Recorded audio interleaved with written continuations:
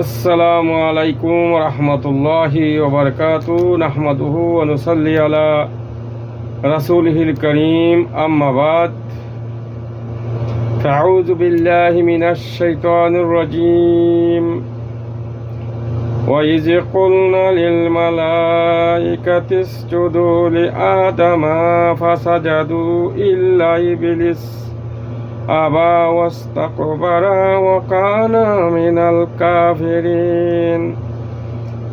সূরা বাকারা 34 নম্বর আয়াত। আজকে যে বিষয়টি আলোচনা করব তা হলো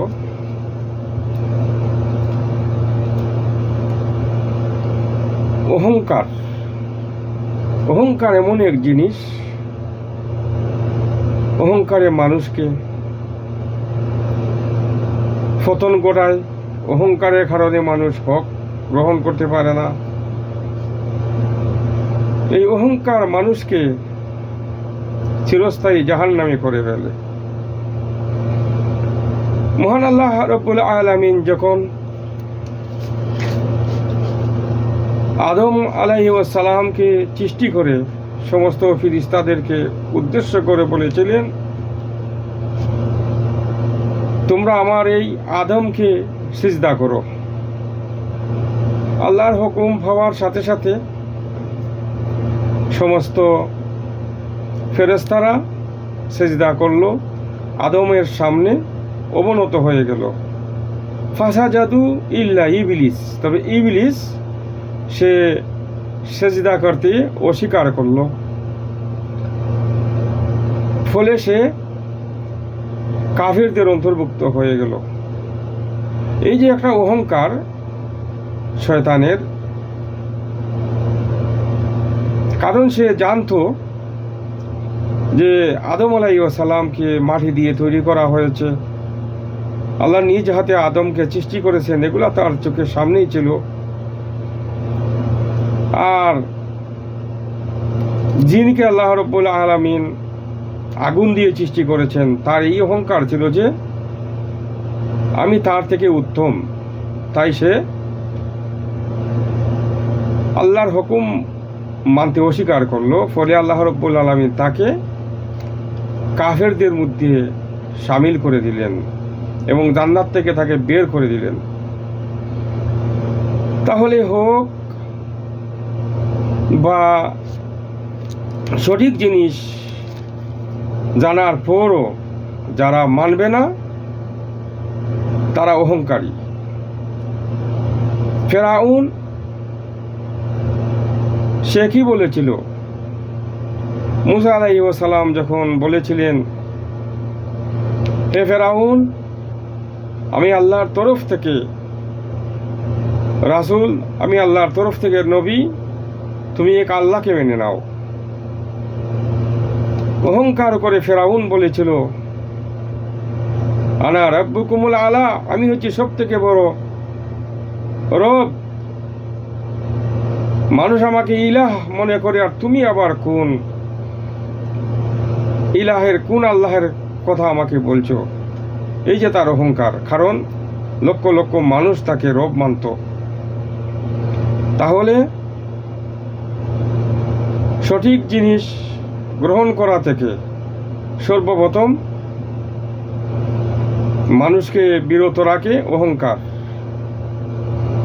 এই অহংকারের কারণে মানুষ সঠিক জিনিস গ্রহণ করতে পারে না। আবু জেহেল ওই একই অবস্থা। সে এটাই বলেছিল যে মুহাম্মদ উনি আবার কে সাল্লাল্লাহু আলাইহি ওয়াসাল্লাম, আমরা হচ্ছি এখানের নেতা, আমরা হচ্ছি এখানের কর্তা কর্তা সব কিছু। এই মুহাম্মদ আবার কোথা থেকে আসলো, তার কথা মেনে চলতে হবে, এই তার অহংকার। ফেরাউন, নমরুদ সবের একই অবস্থা। তাহলে প্রথম মানুষ হক গ্রহণ করতে পারে না অহংকারের কারণে। তাছাড়া 2 নম্বরে মানুষ হক গ্রহণ করতে পারে না তাদের বাপ দাদার নীতি, বাপ দাদার তরিকা, বাপ দাদা যা করেছে সেটা মানুষ অনুসরণ করে। সেই বাপ দাদার দোহাই মানুষ দেয়। বাপ দাদার দোহাই দিয়ে মানুষ হক থেকে মানুষ দূরে থাকে। মহান আল্লাহ রাব্বুল আলামিন যে ইসলাম আমাদেরকে দিয়েছেন, এটাই হচ্ছে চূড়ান্ত দিন, চূড়ান্ত আল্লাহর তরফ থেকে ইসলাম, শেষ নবী। আমরা বাপ দাদা কি করেছেন সেটা দেখার বিষয় নেই। আমরা বাপ দাদা করেছেন বলে যে আমরা করব, সেটাও আমরা বিশ্বাস করি না। বাপ দাদা যদি সঠিক করে থাকেন তাহলে আমরা কোরআন হাদিসের সাথে মিলে যাই, আমরা বাপ দাদাটা মেনে চলবো, সমস্যা নেই। কিন্তু কেউ যদি বলে আমাদের বাপ দাদারা এটা করেছেন তাই আমরা করি, সেটাও অগ্রহণযোগ্য, সেটাও মানা যাবে না। 3 নম্বরে, মানুষ প্রবৃত্তির অনুসরণ করার কারণে হক গ্রহণ করতে পারে না, ইসলাম গ্রহণ করতে পারে না। প্রবৃত্তির অনুসরণ করা মানে কি? হাওয়া। মহান আল্লাহ রাব্বুল আলামিন স্পষ্ট বলে দিয়েছেন, যারা প্রবৃত্তির অনুসরণ করবে তারা হক পাবে না। কারণ প্রবৃত্তির অনুসরণ করা মানে মন যা চায় তাই করা। একজন মানুষ তার মনে যা চায় সেটাই করে, তাহলে সে কিভাবে হক পাবে? তাহলে এই 3টি মূল কারণ, বড় বড় কারণ হচ্ছে ইসলাম থেকে দূরে থাকা। প্রথম হচ্ছে সে অহংকারের বশত বাপ দাদার অনুসরণ করা, প্রবৃত্তির অনুসরণ করা। এই 3 জিনিস থেকে আমাদেরকে মুক্ত হতে হবে। মহান আল্লাহ রাব্বুল আলামিন যে ইসলাম আমাদেরকে দিয়েছেন, সেই ইসলামকে অনুসরণ করতে হবে। আমাদের নবী রসুল, আমাদের রসুল সাল্লাল্লাহু আলাইহি ওয়াসাল্লাম, তিনি একথাই বলেছিলেন যে বাপ দাদার তরিকা চলবে না। রোম দেশের বাদশা যখন আবু সুফিয়ান রাদিয়াল্লাহু তাআলা আনহুকে জিজ্ঞাসাবাদ করেছিলেন, শেষের দিকে আবু সুফিয়ান বলেছিলেন, আমরা যখন বলি আমাদের বাপ দাদা যা করেছেন তা করব, একথা বললে মুহাম্মদ সাল্লাল্লাহু আলাইহি সাল্লাম বিষমভাবে রেগে যান। তার মানে বাপ দাদার দোহাই দিয়ে দিনের ভিতরে চলবে না। ইসলাম অর্থই তো হচ্ছে আত্মসমর্পণ করা। ইসলাম মানে কি? যদি বলা হয় ইসলাম কি, তাহলে আমরা এটাই বলতে পারি, ইসলাম হলো তাওহীদ, একত্ববাদ, আল্লাহর আনুগত্যের সাথে এক আল্লাহর নিকট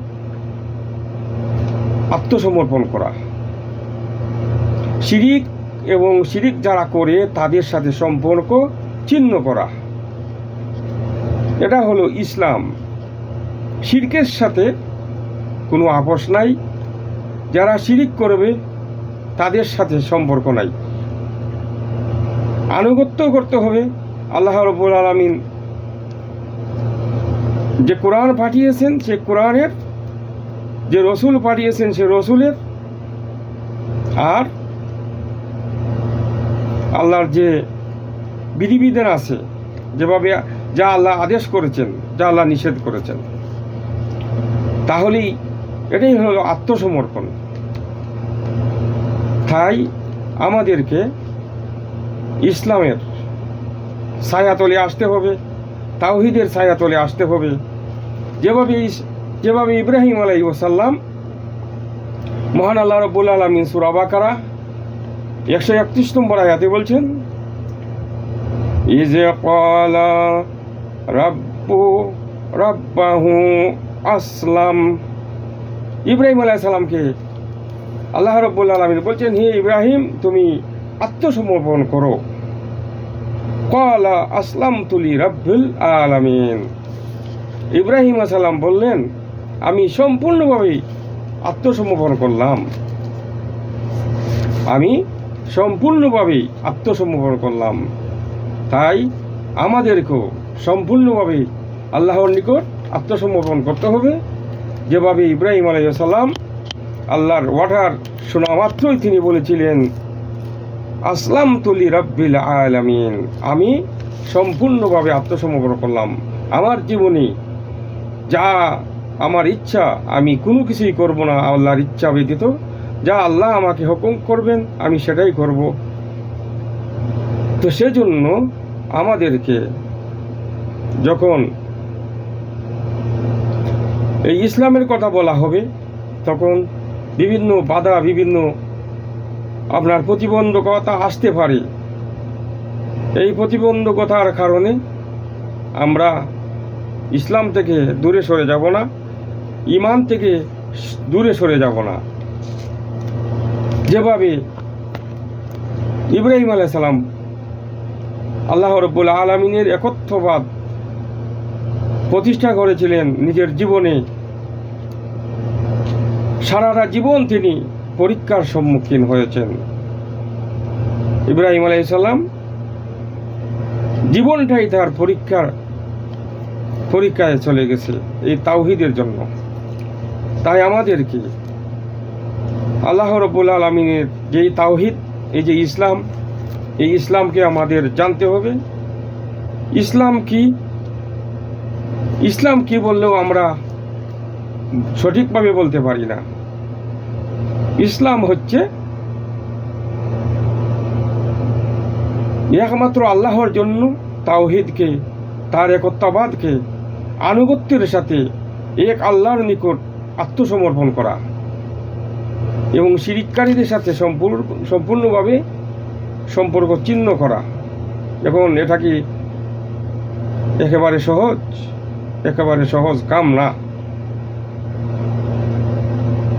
কারণ শিরিক আপনার আত্মীয় স্বজনের মধ্যে, আমার আত্মীয় স্বজনের মধ্যে হচ্ছে, তাদেরকে বুঝাতে হবে, যদি সাধ্য তাকে বুঝাতে হবে। না বুঝাইলে তাদের সাথে সম্পর্ক চলবে না, কারণ এটা আমার আল্লাহ রাব্বুল আলামিনের নির্দেশ। তাকে আপ্রাণ চেষ্টা করতে হবে তাদেরকে বোঝানোর, যারাই হোক তাদের সাথে ওই রকমের সুসম্পর্ক রাখা যাবে না। শুধু তাদেরকে দাওয়াত দেওয়ার জন্য সম্পর্ক রাখতে হবে, যেহেতু তারা শিরিকের মতো মারাত্মক গুনাহ করেছে, মধ্যে লিপ্ত। শিরিকের চেয়ে বড় গুনাহ কি আর আছে? বড় শিরিক করার সাথে সাথে তার ঈমান নষ্ট হয়ে যাচ্ছে, কিন্তু তারা ভাবছে আমরা ভালোই করছি। কারণ শিরিকের বিষয়ে আমাদের দেশে আলোচনা খুব কমই হয়। অনেক শিরিকের সাথে আমরা জড়িয়ে আছি। ইয়া আল্লাহ ইয়া রসুল, এই যে কথাটা বললো শুনতে তো ভালো লাগে। আল্লাহ বলা যায়, আল্লাহ, ইয়া আল্লাহ, হে আল্লাহ। তো আল্লাহ সব জায়গায় আছেন, আমরা সব জায়গায় না, কিন্তু আল্লাহ সব কিছু দেখতেছেন। যখন আমি আল্লাহকে ডাক দেই, সাথে সাথে আল্লাহ আমাকে দেখেন, সব সময় আল্লাহ আমাকে দেখতেছেন। ইয়া রসুল, এই যে আমরা বলি ইয়া আল্লাহ ইয়া রসুল, এটা কিন্তু শিরিক হয়ে যাচ্ছে। ওয়াইয়ের আমার এরকমের বহু শিরিক আমাদের মধ্যে হয়ে যাচ্ছে, কিন্তু আমরা বুঝতে পারতেছি না। সেই জন্য আমাদেরকে সম্পূর্ণভাবে আল্লাহর নিকট আত্মসমর্পণ করতে হবে। আর আন্দাজ এবং অনুমান মানুষকে জাহান্নামে নিয়ে যায়। সেই জন্য আল্লাহ রাব্বুল আলামিন বলেই দিয়েছেন, সূরা আর-রাদ 37 নম্বর আয়াতে আল্লাহ রাব্বুল আলামিন বলছেন যে আমি কোরআন, আমার এই ইলম তোমাদের কাছে পাঠাইলাম, তোমরা তারই মাত্র অনুসরণ করবে। তার ইলম মানি এই কোরআন, ইলম মানি আল্লাহর বাণী। আর অনুমান করা হচ্ছে এটা নিষেধ, আল্লাহ রাব্বুল আলামিন নিষেধ করেছেন।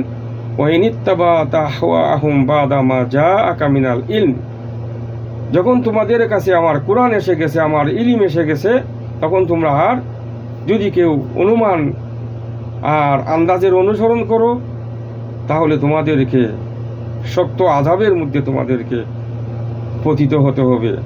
তাই আমরা যেটা বুঝতে পারলাম যে সঠিক দিনের মধ্যে প্রতিবন্ধকতা সৃষ্টি করে প্রথমত এই যে অহংকারের কারণে মানুষ সত্য গ্রহণ করতে পারে না। অহংকার এটাই, আমাদের মতন সাধারণ মানুষ যখন আমরা দিনের কথা বলি, তো অনেকে বলে তোমরা আর জানোই বা কি, তোমরা কি মাদ্রাসায় পড়েছো, তোমরা কি ইউনিভার্সিটি পড়েছো, তোমাদের কি ডিগ্রি আছে, এরকম কথা বলে। জানে যে আমরা যা কিছু বলছি কোরআন এবং হাদিস থেকে উস্তাদদের কাছে শিখে বলছি, তারপরেও বলে না তোমাদের কথা মানা যায় না। আরে ভাই, আমাদের কথা মানার কি আছে? কথাটা যদি আল্লাহর হয়ে থাকে, কথাটা যদি রাসূল সাল্লাল্লাহু আলাইহি ওয়াসাল্লাম হয়ে থাকে, সেটাই মানার বিষয়। তো এটাও একটা অহংকার। কোরআনের কথা হাদিসের কথা যেই বলুক, বলা যাবে না যে তুমি আবার কি বলবে। আল্লাহ রাব্বুল আলামিন এরকম কথা বলেন নাই যে শুধু বড় বড় ডিগ্রি দিয়েই দিনের দাওয়াত ঠিক কাজ করতে হবে। রাসূল সাল্লাল্লাহু আলাইহি ওয়াসাল্লাম তো বলেই দিয়েছেন, তোমরা একটা কথাও যদি জানো সেটা অন্যের কাছে পৌঁছে দাও। তো যাই হোক, এই যে আমাদের দিন থেকে যে জিনিসগুলি আমাদেরকে দূরে সরাচ্ছে, অহংকার, বাপ দাদার দোহাই, তারপরে আন্দাজ এবং অনুমানের অনুসরণ করা, প্রবৃত্তির অনুসরণ করা, মন যা চায় তা করা। মন বলছে শুয়ে যাব, দিন শিখবো না। দিন না শিখলে, দিন তো শিকার বিষয়, দিন না শিখে আপনি কি করবেন? দিন যে আল্লাহ রাব্বুল আলামিন পাঠাইছেন, এটা তো জানার বিষয়। না জেনে আপনি কি আমল করবেন? কোনো কিছু করার আছে? আপনি যাদের কাছ থেকে শিখবেন, তারাও কি সঠিকভাবে আপনাকে শেখাচ্ছে? নাকি আপনার বাপ দাদা যেটা পেয়েছেন, বাপ দাদা থেকে সেটা নিয়ে বসে আছেন? এটা কোনো বুদ্ধিমানের কাজ না যে আমার বাপ দাদা যা করেছেন আমি এটাই করব, আর কোনো কিছু করব না। কারণ পীর সাহেব বলে দিয়েছে তুমি আর কোনো কিছুই করবে না, আমি যা বলেছি সেটাই করবে, সাবধান, আর কারো কোনো কথা শুনবে না। মক্কা এসে হজ করতে এসেও অনেক সময় ওই কথাই অনুসরণ করে। পীর বলে দিয়েছে সাবধান, ওখানে গেলে দেখবে তুমি অন্য রকমের আমল, ওই রকমের তুমি করতেই যাবে না। ওয়াই আমারা বুদ্ধিমান ব্যক্তির কাজ হচ্ছে যাচাই করা। আল্লাহ বলে দিয়েছেন তোমরা যাচাই বাছাই করো। ইসলামে অন্ধত্বের কোনো স্থান নাই, দিন হচ্ছে এখানে সুস্পষ্ট। সেজন্য আমাদেরকে দিন বুঝে শুনে মানতে হবে। আল্লাহ রাব্বুল আলামিন আমাদেরকে যেন তৌফিক দান করেন। যা কিছু বললাম আল্লাহ রাব্বুল আলামিন যেন আমল করার তৌফিক দান করেন। আল্লাহ যেন আমাদেরকে যা কিছু শিখি নিজে আমল করতে পারি, পরিবার পরিজনকে সেদিকে আহ্বান করি, তাদেরকে বুঝাতে পারি, অন্যের কাছেও আমরা যেন সাধ্যমতে পৌঁছাইতে পারি, সেই দোয়া মহান আল্লাহ রাব্বুল আলামিনের কাছে করছি। আল্লাহুম্মা আইজ্জাল ইসলাম ওয়াল মুসলিমিন ওয়া আদিল্লা শিরকা ওয়াল মুশরিকিন ওয়া দাম্মার আ'দা'আদ-দ্বীন। আল্লাহুম্মা আদফা আন্নাল গাবা ওয়ার রাবা ওয়াজ জানা ওয়াজ জালজিলা ওয়াল মিহান ওয়া সাউতাল ফাতান মা যাহারা মিনহা ওয়া মা বাতান আন সাইরি বিলাদিনা হাযা খাসাতু আন সাইরি বিলাদিল মুসলিমিন আম্মাতা ইয়া রাব্বুল আলামিন। আল্লাহুম্মা আরহাম মাউতানা ওয়া ইয়াশফি মারিদানা ওয়া সুক্কা আসরানা। ইবাদাল্লাহ, ইন্নাল্লাহ ওয়া মালাইকাতুহু ইউসাল্লুনা আলান নবী। আল্লাহুম্মা